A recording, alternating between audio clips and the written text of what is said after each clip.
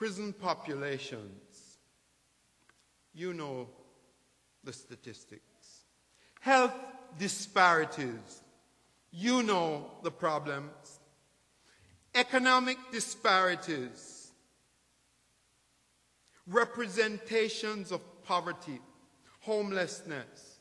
In most of these areas, there has been some gain since 1968, but the gains are similar to what Malcolm X described in his own acerbic way.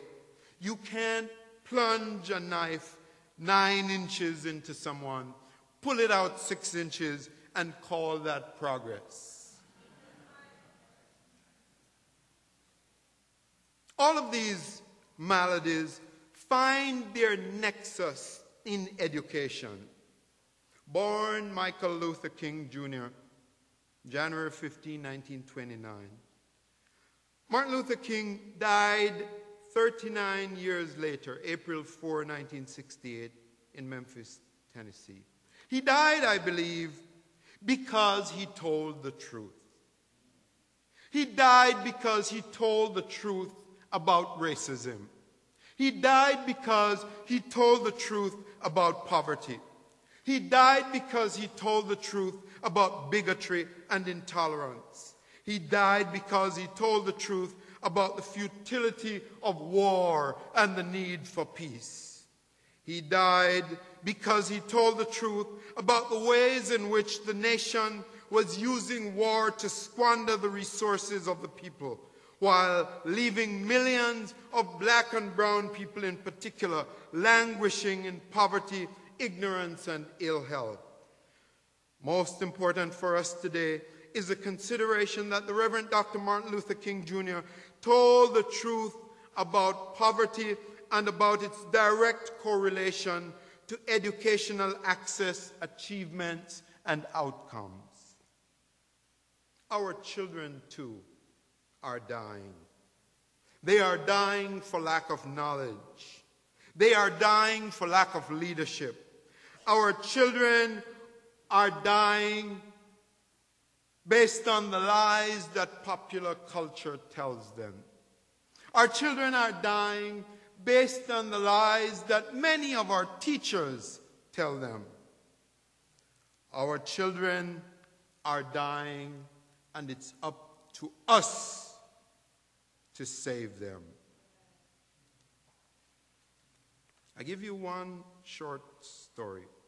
In response to what was clearly substandard work from one of my black students, I recommended to my student a course of action meant to make up for what I saw as inadequate preparation to do college-level writing.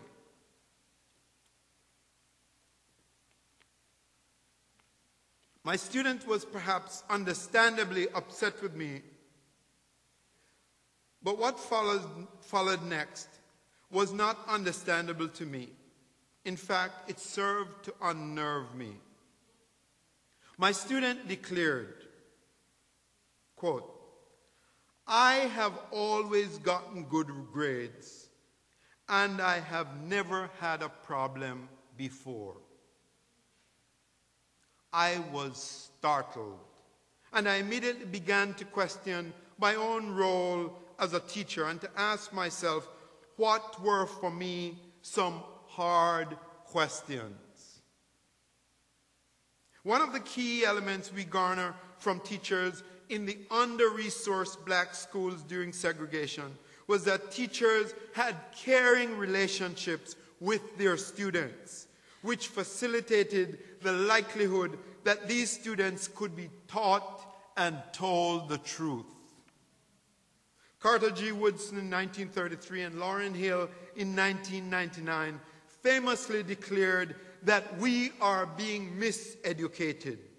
They were concerned about the educational regimes set up for the production of inequality. We, in 2008, might be well served to be on our guard against an educational system which functions to reproduce inequality. When James Lowen writes, "Lies my teacher told me," he raises questions about teachers, administrators, and the processes by which text and curriculum are selected. He raises the question not just of inaccurate information, but of inappropriate orientation. He raises questions not just of the issue of relevance, but the question of irrelevance in our curriculum content. He raises questions about students and about teachers.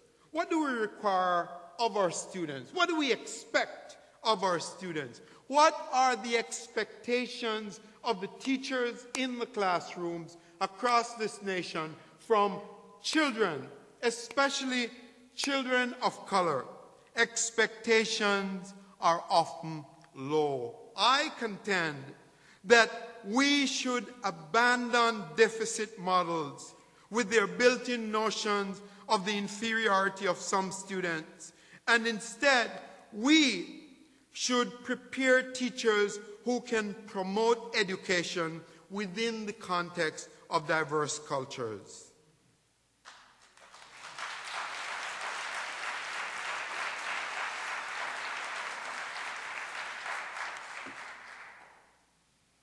Effective teachers, high expectations of students.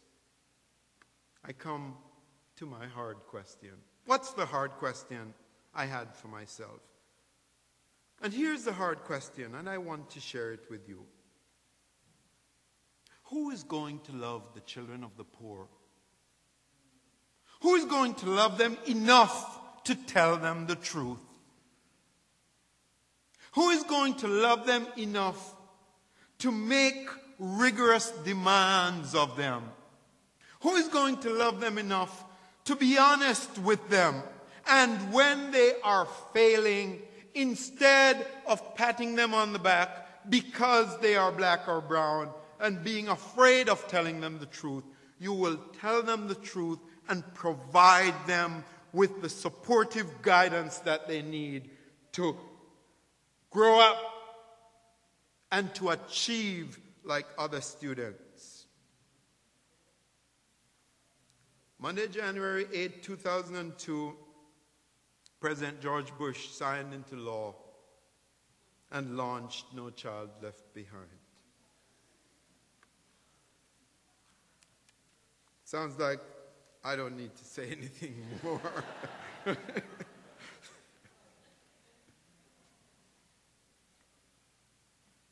Every single child, regardless of where they live and how they are raised, their income levels and their family background, every single child should receive a first-class education in America.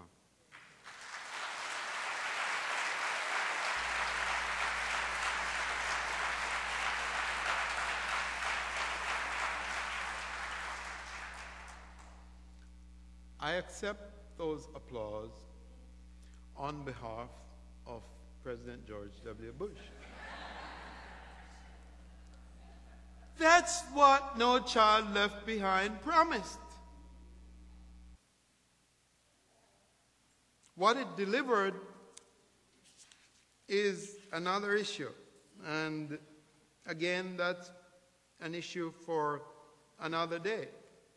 2 years ago,